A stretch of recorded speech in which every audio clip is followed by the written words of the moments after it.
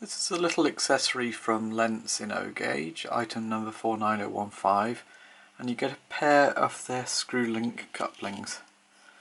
On their wagons there's a little square portion in the buffer beam that you can pop out, and you can then plug in the screw link coupling.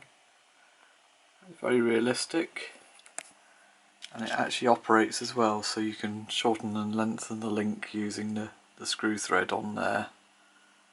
That will rotate round.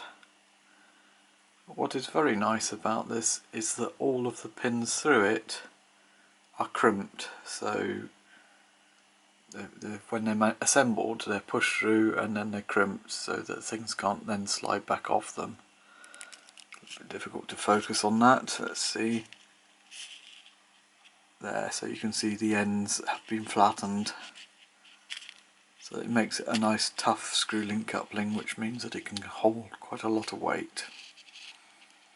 It's just a little accessory and quite handy for a variety of O gauge purposes.